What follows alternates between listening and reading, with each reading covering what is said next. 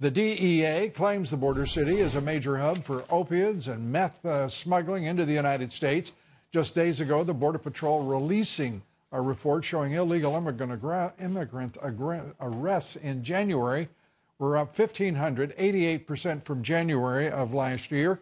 According to a new Judicial Watch report, radical Islamist terrorists are being smuggled into a rural town near El Paso with the help of the cartels. Judicial Watch also exposing corruption within El Paso's law enforcement agencies. The sheriff's office there has recently been embroiled in scandal, and these scandals not stopping the current sheriff and the current mayor from blasting the president for linking El Paso's dropping crime to the building of a border wall. But clearly, that's working. Last year in Ciudad Juarez, the Mexican city, just across the border from El Paso, almost 1,250 murders, more than 54 times the 23 murders that were reported in El Paso, although the DEA and other agencies say that those numbers by the El Paso authorities are seriously doctored. It is a major hub, they say, for Mexican opioids and methamphetamines en route to the rest of the United States. Joining us tonight, Tom Fitton, the president of Judicial Watch, who has released the documentary entitled The Sun City Cell, exposing El Paso as the headquarters of a sophisticated narco-terrorist ring. Good to have you with us, Tom. This is your reports, the documentary. This is chilling stuff, particularly to think the President of the United States is there tonight. He's on the front lines of where the border wars are in terms of the narco-terror attacks on our sovereignty and our national security. It's there in El Paso.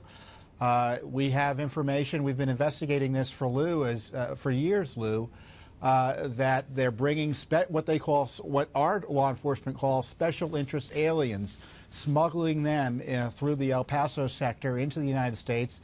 And they're special interest aliens not because they have interesting hobbies or personalities, Lou. It's because their travel and other activities suggest terror links and other national security issues. So this is a significant crisis, and El Paso is right in the center of it. So it's appropriate the president's there highlighting the need for border security. You know, El Paso has this border barrier between the two cities, Juarez and El Paso. Right. But outside of El Paso, left and right into New Mexico and then down south, virtually no border security at all, and it's a freeway for the cartels and any trafficking they want to do, drugs, people, or terror. Yeah, it is really a triad of cities, Las Cruces, New Mexico, El Paso, and Juarez, and has always been in modern history a trafficking corridor, whether it's human smuggling, drug smuggling, or sex trafficking. It goes through that region, and it's stunning that corruption in the minds of many lawmakers doesn't occur on both sides of the border. It's just a Mexican problem. We know better, don't we? We do. And, you know, when we were doing this reporting initially, we were getting a lot of key information from various sources. And who but Congressman Beto O'Rourke started making phone calls to the feds to try to suppress Judicial Watch's reporting.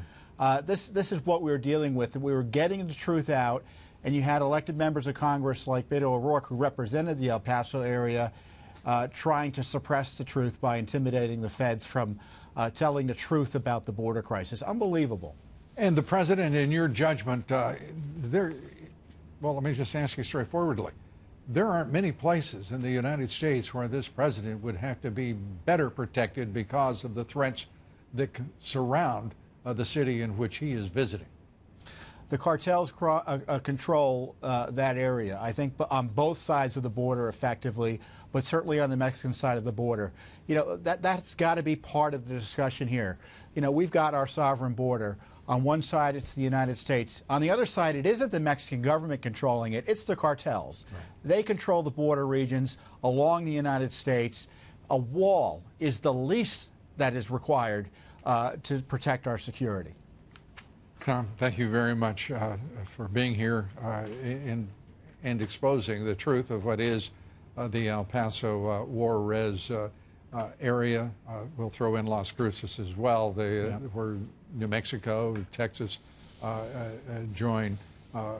It's stunning to think that that Mexico is in the situation that it is. I mean, we're talking over 33,000 murders. Those are just the ones that are reported. They're very seldom solved, if at all, in Mexico, and they are all to the blame straightforwardly on the drug cartels and their incessant and intensifying wars with one another. And fed by our open borders, Lou. We got to Yep. shut the borders. We'll help ourselves and help the Mexicans. Yeah, and that's part of it that people don't understand.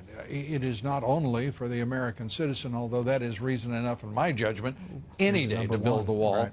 but the Mexican people themselves will benefit as well. Tom Fitton, Judicial Watch. Thank you, sir. Appreciate You're it. welcome.